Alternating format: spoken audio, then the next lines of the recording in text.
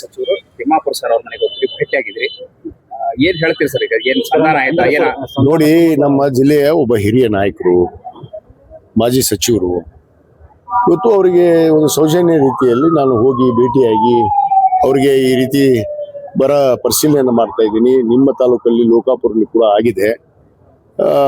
ಅವ್ರಿಗೆ ಭೇಟಿಯಾಗಿ ಆ ವಿಚಾರಗಳನ್ನು ತಿಳಿಸಿ ಅವರಿಗೆ ಒಂದು ವಿಚಾರವನ್ನು ತಿಳಿಸಿ ಅವರಿಗೆ ತಮ್ಮ ಮಾರ್ಗದರ್ಶನ ಸಲಹೆ ನಮ್ಮ ಮೇಲೆ ನಮ್ಮ ಜೊತೆಗೆ ಇರ್ಲಿ ಅಂತ ಅನ್ನೋ ಮಾತನ್ನ ಹೇಳಿ ಬಂದಿದ್ದೀನಿ. ಆಡಿಯೋ ಬಗ್ಗೆ ನಾನು ಚರ್ಚೆ ಮಾಡಕ್ ಹೋಗಿಲ್ಲ. ಅವ್ರನ್ನ ವಿಶ್ವಾಸ ತಗೋತಾರೆ. ನೋಡ್ರಿ, ನನ್ನ ಕೆಲಸ ಒಗ್ಗೂಡಿಸುವಂಥದ್ದು. ಇವತ್ತು ಈ ಜಿಲ್ಲೆಯಲ್ಲಿ ಯಾವುದೇ ಭಿನ್ನಾಭಿಪ್ರಾಯ ಇರಲಾರ್ದು ಹಿಂದೆ ಏನಾದರೂ ಆಗಿರ್ಬೋದು, ಆದರೆ ಮುಂದೆ ನನ್ನ ಕಾಲದಲ್ಲಿ ಅದು ಆಗೋದಕ್ಕೆ ಬಿಡೋದಿಲ್ಲ. ಯಾವುದೇ ವಿಚಾರ ಇರ್ಬೋದು, ಸಣ್ಣ ಪುಟ್ಟ ಭಿನ್ನಾಭಿಪ್ರಾಯಗಳು ಇರ್ತವೆ, ಅವನ್ನ ಸರಿಪಡಿಸ್ಕೊಂಡು ಹೋಗುವಂತ ಕೆಲಸ ಮಾಡ್ತಾರೆ.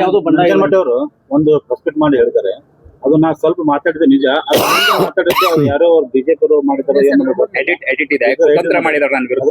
ನಾನು ಬಿಜೆಪಿ ಅವರು ಮಾಡಿದಾರೆ ಅಂತ ಎಸ್ಪಿ ಮುಂದೆ ಕೊಟ್ಟು ಅಂತ ಹೇಳ್ತಾರೆ.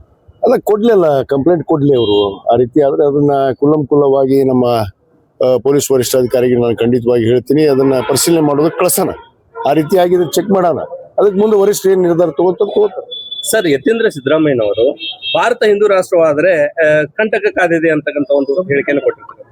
ಇಲ್ಲ, ನನ್ನ ಗಮನಕ್ಕಿಲ್ಲ ಅದು. ಅದ್ರ ಬಗ್ಗೆ ನಾನು ನೋಡ್ಬಿಟ್ಟು ನಿಮ್ಗೆ ವಿಚಾರ.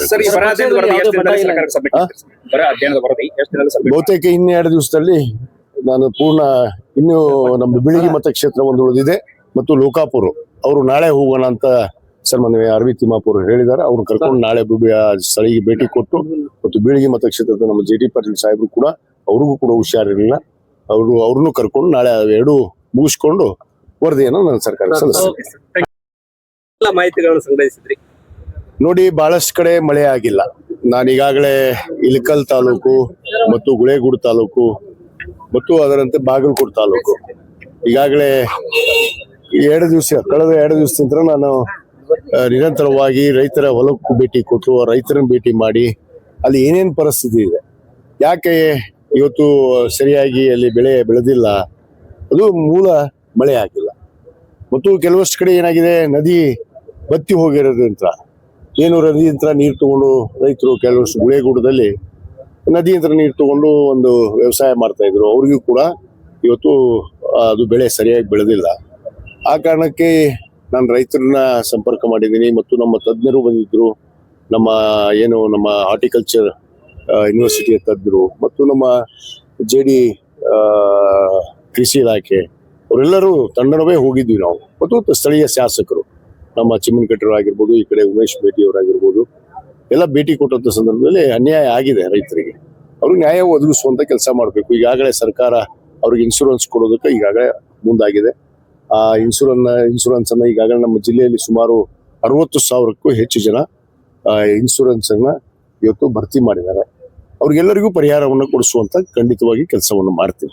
ಸರ್, ಜಮಖಂಡಿ ಹಾಗೂ ಮುಧೋಳ ಭಾಗದಲ್ಲಿರ್ತಕ್ಕಂಥ ರೈತರಿಗೆ ಬ್ಯಾಂಕ್ನಿಂದ ಸಾಲ ಕಟ್ಟುವಂತ ನೋಟಿಸ್ ಬಂದಿರತಕ್ಕಂಥದ್ದು, ಅದ್ರ ಬಗ್ಗೆ ಏನಾದರೂ ಸಭೆಯಲ್ಲಿ ಚರ್ಚೆ ಮಾಡಿ?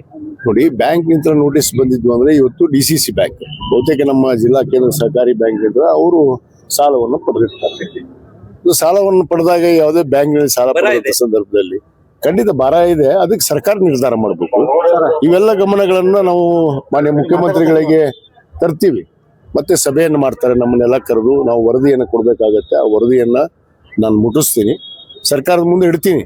ಖಂಡಿತವಾಗಿ ರೈತರಿಗೆ ನಾವು ನ್ಯಾಯ ಕೊಡಿಸುವಂತದ್ದು ಕೆಲಸ ನಮ್ಮ ಸರ್ಕಾರದ ಮೂಲ ಉದ್ದೇಶ. ಅದಕ್ಕಾಗಿಯೇ ನಮ್ಮ ಮುಖ್ಯಮಂತ್ರಿಗಳಂತ ಸನ್ಮಾನ್ಯ DK ಶಿವಕುಮಾರ್ ಸಾಹೇಬರು ಇವತ್ತು ವಿಶೇಷವಾಗಿ ನಮ್ಮ ಎಲ್ಲ ಸಚಿವರಿಗೆ ಸೂಚನೆಯನ್ನು ಕೊಟ್ಟು, ತಕ್ಷಣ ನೀವೇ ಸ್ವತಃ ಹೋಗಿ ಇವತ್ತು ಖುದ್ದಾಗಿ ಅಲ್ಲಿ ರೈತನ ಭೇಟಿಯಾಗಿ ಅಲ್ಲಿ ಏನು ಅವ್ರ ತೊಂದರೆ ತಾಪತ್ರೆ ಅನ್ನೋದನ್ನ ತಿಳ್ಕೊಂಡು ಬಾ ಅಂತ ಹೇಳಿದ್ದಾರೆ. ಅದೇ ಕೆಲಸ ನಾನು ಮಾಡ್ತಾ ಇದ್ದೀನಿ. ಖಂಡಿತವಾಗಿ ಇವೆಲ್ಲ ವಿಚಾರಗಳನ್ನು ನಾನು ಮುಖ್ಯಮಂತ್ರಿಗಳಿಗೆ ಗಮನಕ್ಕೆ ತರ್ತೀನಿ. ಅದಕ್ಕೇನು ಸೂಕ್ತ ನಿರ್ಧಾರ ಮಾಡಬೇಕು ಸರ್ಕಾರ ನಾವೆಲ್ಲರೂ ಕೂಡ ಮಾಡ್ತೀವಿ.